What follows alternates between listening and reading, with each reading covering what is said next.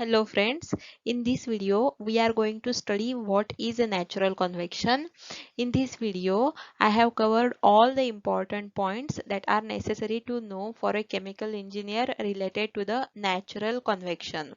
So in this video we are going to study what is natural convection, how velocity profile varies in the natural convection, and what are the dimensionless numbers necessary to study related to the natural convection. And also we are going to study the empirical relations that are necessary to study in the natural convection. So let's start. अभी हम natural convection को थोड़ा detail में समझते हैं, तो उससे पहले देखते हैं कि हीट ट्रांसफर क्या है. Heat transfer is the transfer of energy in the form of heat. In the form of heat जब एनर्जी ट्रांसफर होती है तो इसे हम हीट ट्रांसफर बोलते हैं. और हीट ट्रांसफर के लिए ड्राइविंग फोर्स है टेम्परेचर ग्रेडियंट. मतलब दो पॉइंट्स में अगर टेम्परेचर ग्रेडियंट टेम्परेचर डिफरेंस रहा तो वहां पे हीट ट्रांसफर होगी. तो temperature gradient is the driving force for the heat transfer. और हीट ट्रांसफर के मोड कौन से हैं, तो conduction, convection and radiation are the modes of heat transfer. So conduction में क्या होता है कि heat transfer without actual movement of the particles heat transfer होता है, तो उस केस में हम कंडक्शन बोलते हैं. कन्वेक्शन में होता क्या है, तो by actual movement of the particle heat transfer होता है, तो उसे हम कन्वेक्शन बोलते हैं. और in case of radiation heat transfer takes place without medium. Without medium जब हीट ट्रांसफर होता है तो उसे हम रेडिएशन बोलते हैं. सो अभी कन्वेक्शन को हम थोड़ा डिटेल में देखते हैं कि एक्चुअल मोमेंट. कन्वेक्शन में क्या होता है, एक्चुअल मोमेंट ऑफ पार्टिकल होती है. तो अगर हम पार्टिकल की मूवमेंट के लिए एक्सटर्नल फोर्स अप्लाई करें, जैसे कि स्टरर हो, पंप हो, फैंस, ब्लोअर्स, ऐसे एक्सटर्नल फोर्स के थ्रू अगर हम फ्लूइड की मोशन जनरेट करें तो उसे हम फोर्स्ड कन्वेक्शन बोलते हैं.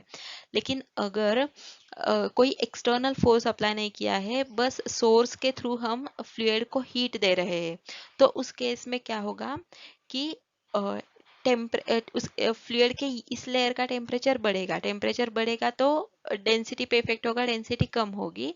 तो डेंसिटी कम होने की वजह से fluid will rise in upward direction. इसे हम बोलते हैं कि ब्यूयॉन्ड फोर्स क्रिएट होता है. मतलब टेम्परेचर बढ़ने की वजह से डेंसिटी कम होती है, मतलब टेम्परेचर चेंज की वजह से डेंसिटी डिफरेंस होता है. और and density difference causes the movement of the particle, उसे ब्यूयॉन्ड फोर्स बोलते हैं. तो fluid motion caused due to the buoyancy in the case of natural और फ्री कन्वेक्शन. सो नेचुरल और फ्री फोर्स्ड कन्वेक्शन में आपको डिफरेंस समझ में आया कि यहाँ पे मोशन ऑफ द पार्टिकल, जो कन्वेक्शन का मेन बेसिक डेफिनेशन है कि heat transfer takes place by the actual movement of the particle. और जो moment of the particle external by the application of the external force होती है तो उसे फोर्स्ड कन्वेक्शन बोलते हैं. और बियॉन्ड फोर्सेस की वजह से अगर मूवमेंट ऑफ द पार्टिकल होती है तो उसे हम नेचुरल और फ्री कन्वेक्शन बोलते हैं. सो इसे हम और थोड़ा डिटेल में समझते हैं नेक्स्ट स्लाइड में. So in this video we will see, in this slide we will see forced convection versus natural convection. पहले स्लाइड में हमने बेसिक डिफरेंस देखा, तो इस स्लाइड में हम डिटेल्ड में जानेंगे कि डिफरेंस क्या है फोर्स्ड कन्वेक्शन और नेचुरल कन्वेक्शन में. So forced convective heat transfer में क्या होता है कि fluid motion relative to the surface was caused by the external input of work.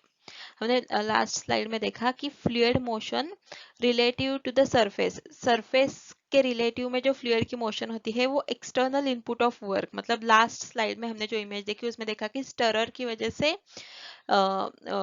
Motion हो रही है, फ्लूइड की मोशन हो रही है. तो वो क्या है, तो external input of work, some kind of external input हम दे रहे हैं, उसकी वजह से मूवमेंट हो रही है. मतलब वो पंप हो सकता है या तो स्टरर या फैन, ऐसे एक्सटर्नल इनपुट ऑफ वर्क की वजह से फ्लूइड की मोशन होती है. उसके अपोजिट नेचुरल कन्वेक्शन में क्या होता है, buoyancy difference is the difference driven flow. तो ब्यूयॉन्सी डिफरेंस की वजह से फ्लो ड्राइव होता है. ये फर्स्ट डिफरेंस है natural convection and force convection में. सो अभी नेचुरल फोर्स कन्वेक्शन में क्या होता है, velocity far from the solid is free stream velocity.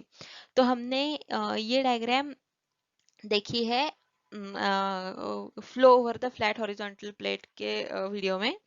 तो यहाँ पे हम देख सकते हैं कि ये जो velocity of the fluid far from the solid, ये सॉलिड प्लेट के कांटेक्ट में ये फ्लूइड आता है, तो फार फ्रॉम द सॉलिड मतलब इस लेयर के बियॉन्ड फ्लूइड की वेलोसिटी फ्री स्ट्रीम वेलोसिटी है। ओके, इस लेयर में वेलोसिटी वेरी हो सकती है, लेकिन beyond this layer the velocity is free stream velocity. But in case of natural convection, अब ये फ्लैट सॉलिड प्लेट है, तो far from the solid body the velocity will be zero. So ये solid body के contact में ये जो boundary layer है नेचुरल कन्वेक्शन में, तो यहाँ पे कुछ तो velocity रहेगी, लेकिन far from the solid body the velocity will be zero, मतलब फ्लूइड की velocity इस रीजन में जीरो रहेगी। Okay okay? वही फोर्स्ड कन्वेक्शन में क्या होता है, फ्लूइड की velocity near to the far from the solid will be free stream velocity, and in this case velocity of the fluid far from the solid body will be zero. Near the solid body the fluid will be considered as a stagnant or steady. तो ये जो solid body के near about जो fluid है वो stagnant या steady consider होता है, और वेलोसिटी ग्रेजुअली इंक्रीज होते होते फ्री स्ट्रीम वेलोसिटी तक पहुंचती है। तो in case of natural convection में क्या होता है, near the solid body there will be some fluid motion. तो इसके अपोजिट नेचुरल कन्वेक्शन में क्या होता है, तो ये फ्लैट सॉलिड सरफेस है, तो इसके near the solid body there will be some fluid motion. यहाँ पे फ्लूइड मोशन रहती है, लेकिन यहाँ पे वेलोसिटी जीरो रहती है, और यहाँ पे उल्टा होता है, मतलब यहाँ पे velocity near about solid surface zero रहती है, यहाँ से इंक्रीज होके up to free stream velocity जाती है। सो ये कुछ डिफरेंस के पॉइंट्स हैं नेचुरल कन्वेक्शन और फोर्स्ड कन्वेक्शन में। सो इस स्लाइड में हम देखेंगे कि velocity profile for natural convection. Okay, so natural convection में होता क्या है, density difference due to difference in the temperature will create buoyancy difference. जैसे कि हमने हमारी पहली वाली स्लाइड में देखा कि फ्लूइड को सोर्स से हीट मिलती है, हीट मिलने की वजह से bottom layer of the fluid, मतलब फ्लूइड का जो layer in the immediate contact with the heated surface है, वहां पे वहां की डेंसिटी कम होती है, और उस डेंसिटी डिफरेंस की वजह से ब्यूयॉन्सी क्रिएट होती है, और इसकी वजह से हीट ट्रांसफर होता है।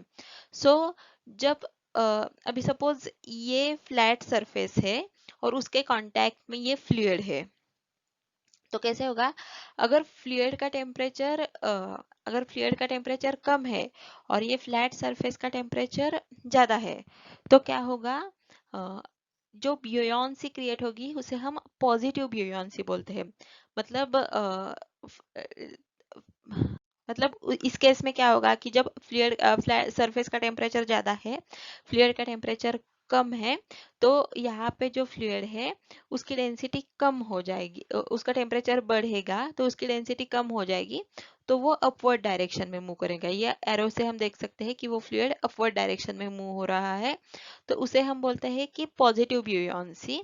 और सिमिलरली यहाँ पे इसकी अपोजिट के अभी इसकी अपोजिट केस देखते हैं हम, कि ये जो फ्लैट सरफेस है इसका टेम्परेचर कम है फ्लूइड से, तो उस केस में क्या होगा कि जो फ्लूइड फ्लैट सरफेस के कांटेक्ट में जो फ्लूइड आएगा, तो उसकी डेंसिटी उसका टेम्परेचर कम हो जाएगा फ्लैट सरफेस के कांटेक्ट में आने की वजह से।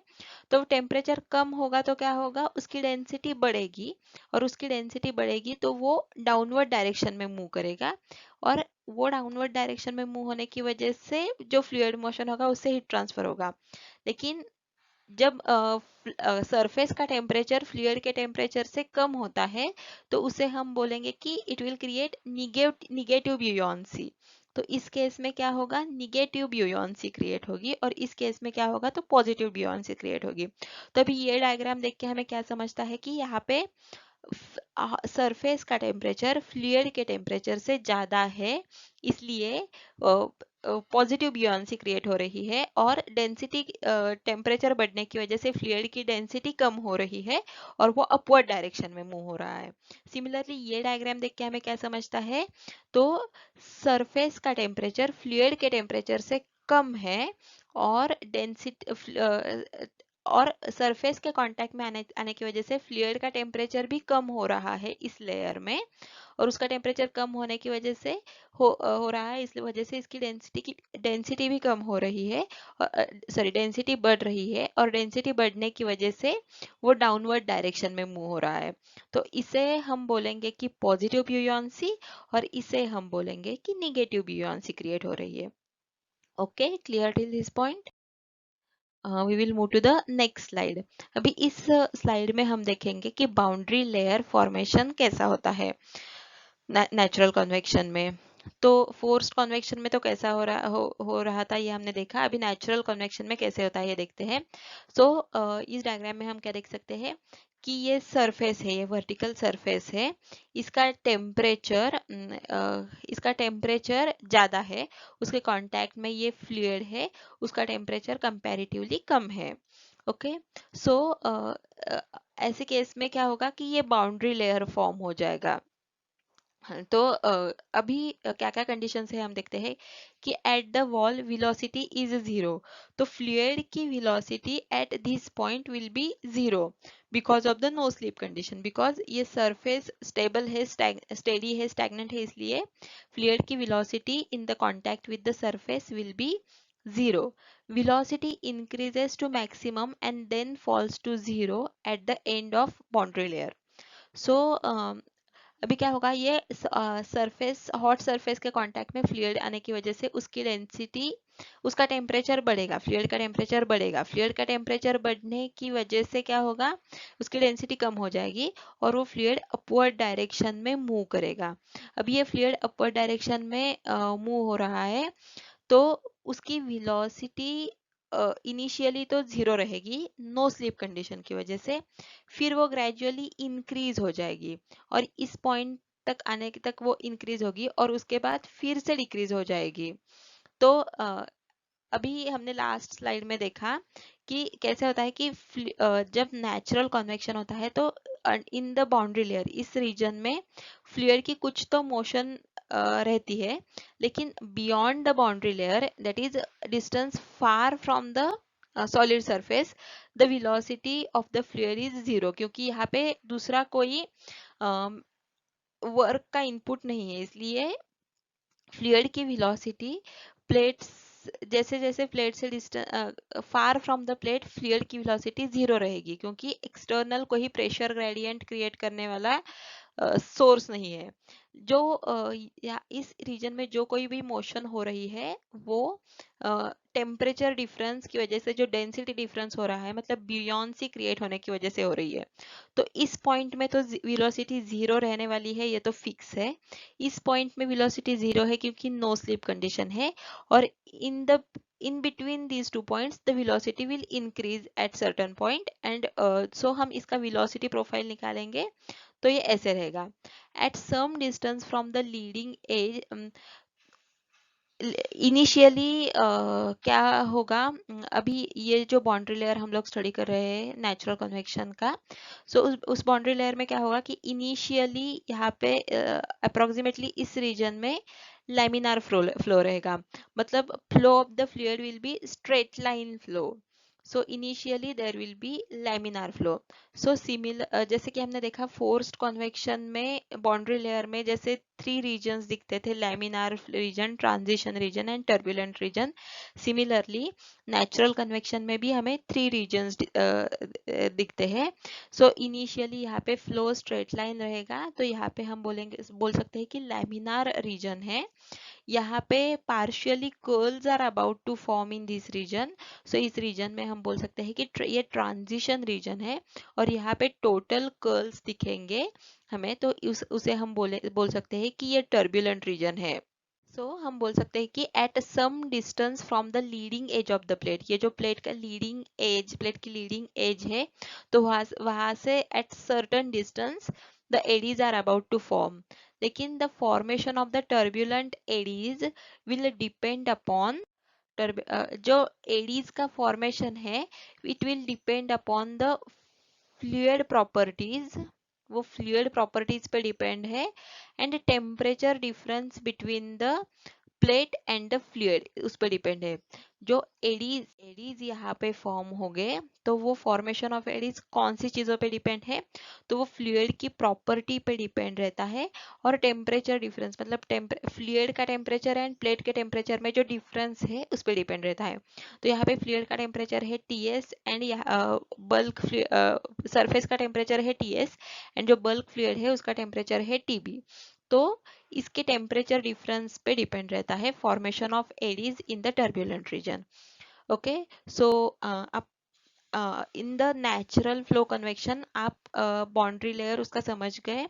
तो अभी फिर से एक बार रिवाइज करते हैं कि यहाँ पे हमने कंसिडर किया है कि ये फ्लैट वर्टिकल प्लेट है in the contact with the fluid. Temperature of the plate is TS, temperature of the bulk fluid is TB and rho infinity is the density of the fluid.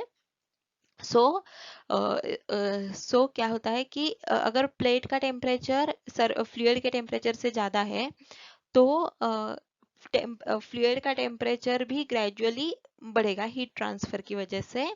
Fluid का temperature बढ़ेगा तो उसकी density कम होगी, इस region में fluid का temperature बढ़ेगा तो उसकी डेंसिटी कम होगी और वो ग्रेजुअली डेंसिटी कम होने की वजह से अपवर्ड डायरेक्शन में मूव करेगा और उसकी जगह ले लेगा कोल्ड फ्लूइड विच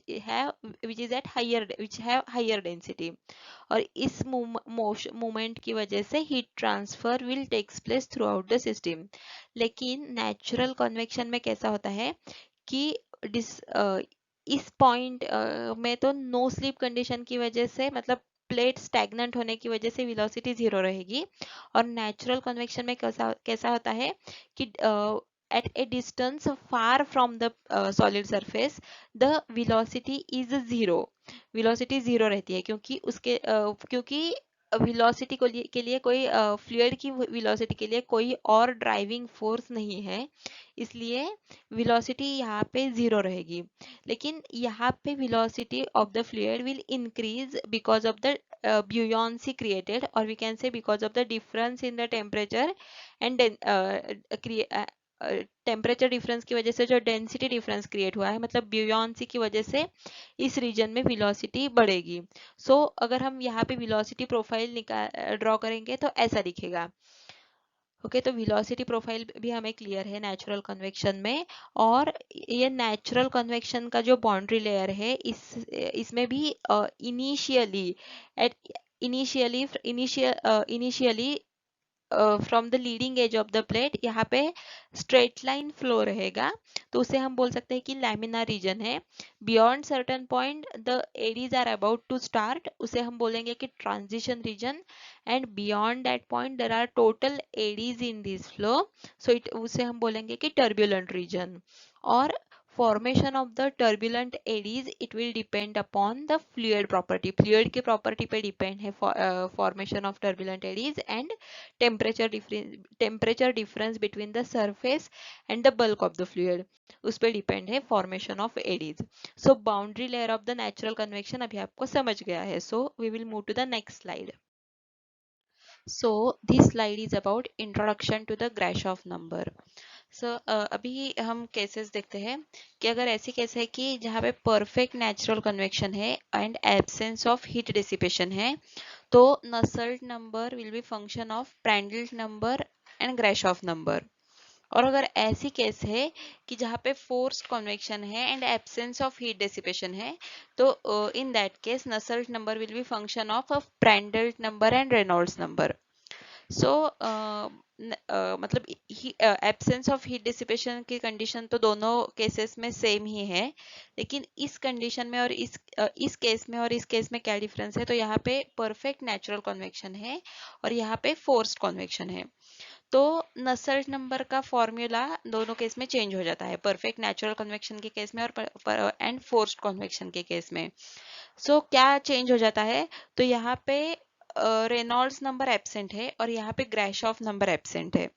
मतलब in case of natural convection, in case of forced convection जो रोल रेनॉल्ड्स नंबर प्ले करता है वही role in case of natural convection Grashof number play करता है।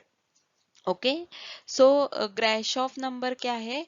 तो Grashof number is the ratio of buoyant forces और temperature induced forces to viscous forces.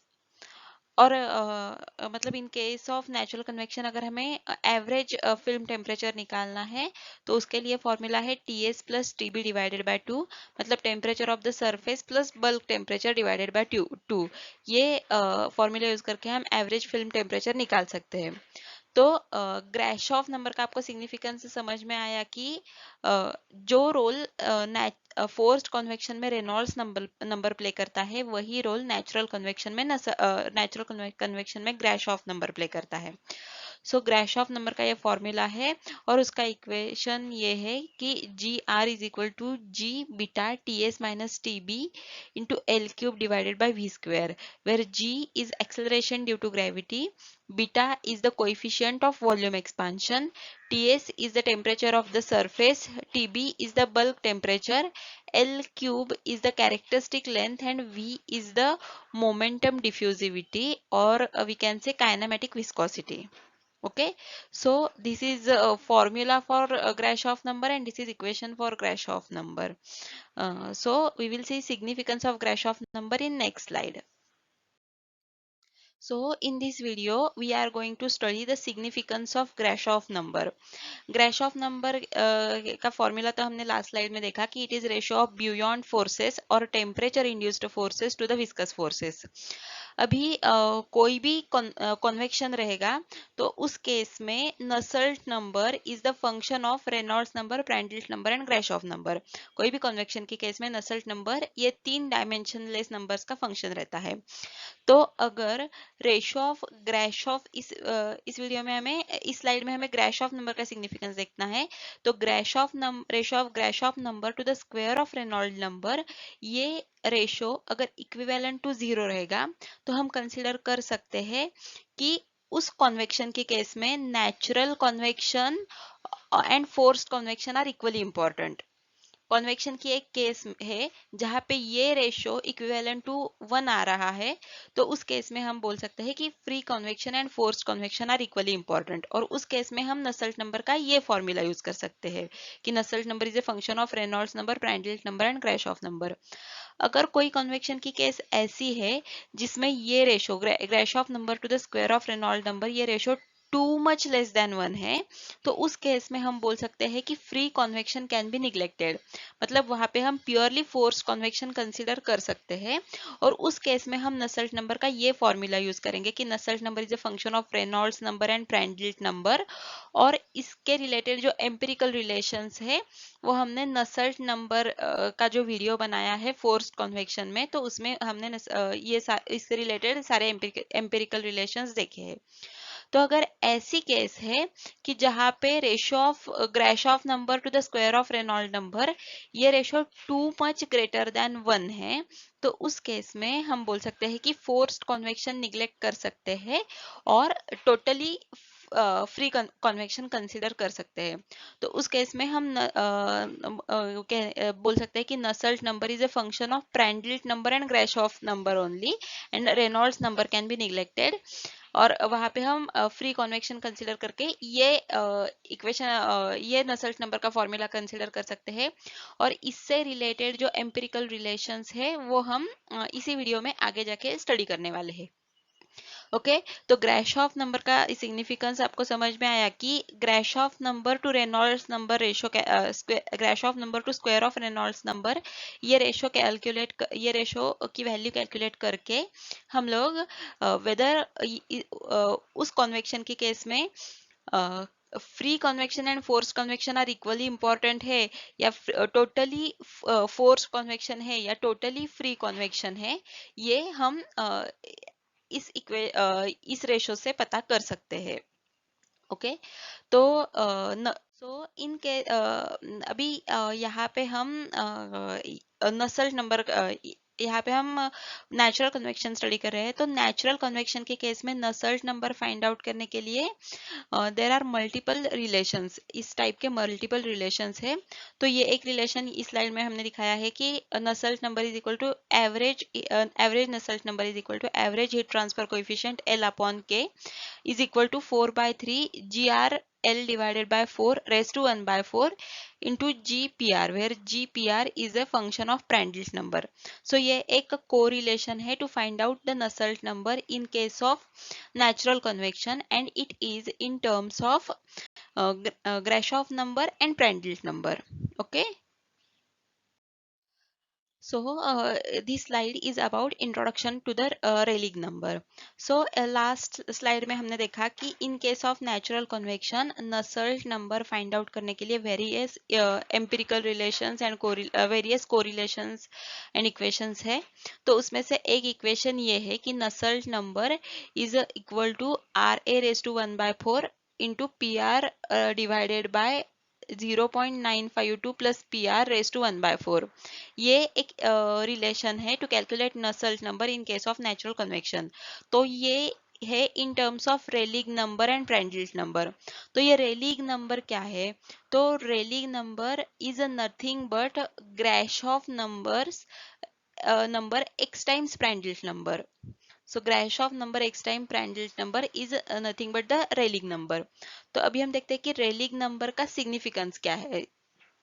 तो Rayleigh number का सिग्निफिकेंस ये है कि turbulence in the natural convection is defined when the Rayleigh number is at transition which is about 10⁻⁹। मतलब जब Rayleigh number की value, जिस केस ऑफ नेचुरल कन्वेक्शन में रेलिग नंबर की वैल्यू अराउंड 10⁻⁹ रहेगी, तो उस केस में eddies are about to form, means flow will be in the transition phase and it will move further to the turbulent flow. Okay, so ये railing number का significance है। Railing number से हम कौन से टाइप का flow है natural convection में वो फाइंड आउट कर सकते हैं। तो रेलिंग नंबर आपको समझ में आया? सो आई होप आप रेलिंग नंबर समझ गए हैं। तो यहाँ पे हमने क्या किया है, बस नसेल्ट नंबर की वैल्यू इन टर्म्स ऑफ रेलिंग नंबर दी है, और रेलिंग नंबर का सिग्निफिकेंस क्या है ये हमें इस स्लाइड में पता चला। So, in this slide, we are going to study when free convection and forced convection both cases are important. मतलब हम जब ग्राशॉफ नंबर के सिग्निफिकेंस देख रहे थे तो हमने देखा कि जब कन्वेक्शन की केस है और उसमें GR ratio of GR to RE square, ये रेशो इक्विवेलेंट टू 1 आता है, तो हम बोलते हैं कि free convection and forced convection are equally important.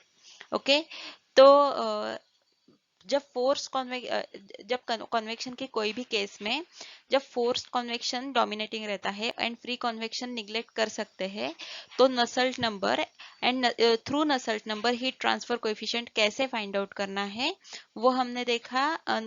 जो फोर्स्ड कन्वेक्शन के एम्पिरिकल रिलेशंस है नसेल्ट नंबर की वीडियो में हमने बताए, वहां पे देखे। जब नेचुरल कन्वेक्शन डोमिनेटिंग रहेगा एंड फोर्स्ड कन्वेक्शन निग्लिजिबल रहेगा, तो उस केस में नसेल्ट नंबर की वैल्यू कैसे फाइंड आउट करनी है और उसके थ्रू हीट ट्रांसफर कोएफिशिएंट की वैल्यू कैसे फाइंड आउट करनी है, ये पार्ट हम इसी वीडियो में आगे देखेंगे। लेकिन अगर free convection and forced convection both are equally important ऐसी केस है, तो उस केस में हम नसेल्ट नंबर की वैल्यू कैसे फाइंड आउट करेंगे ये इस स्लाइड में देखने वाले हैं। तो उसका फॉर्मूला है NU raise to N is equal to NU F, मतलब रेज टू N मतलब Nusselt number for forced convection plus और minus Nusselt number raise to N for natural convection. मतलब effective Nusselt number based on the effective Nusselt number based on the forced convection raised to N plus minus effective Nusselt number based on the natural convection raised to N. So plus sign indicates that assisting or transverse flow मतलब both natural convection and forced convection are acting in the same direction।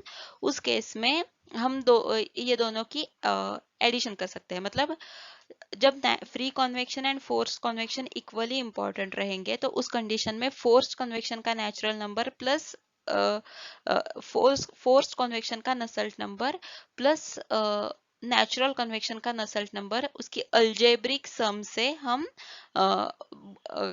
Final Nusselt number calculate कर सकते हैं। और उस equation में addition का sign उस वक्त यूज करेंगे हम जब बोथ मतलब natural convection and forced convection are acting in the same direction, तो हम प्लस साइन यूज करेंगे। और जब natural convection and forced convection are acting in the opposite direction, तो उस केस में हम निगेटिव साइन यूज करेंगे। ओके, सो यहाँ पे जो n है तो उसकी वैल्यू यहाँ पे जो पावर n है उसकी वैल्यू अप्रोक्सीमेटली 3 लेते हैं कैलकुलेशन के लिए। It is approximation to find out what is combined effect when both are present.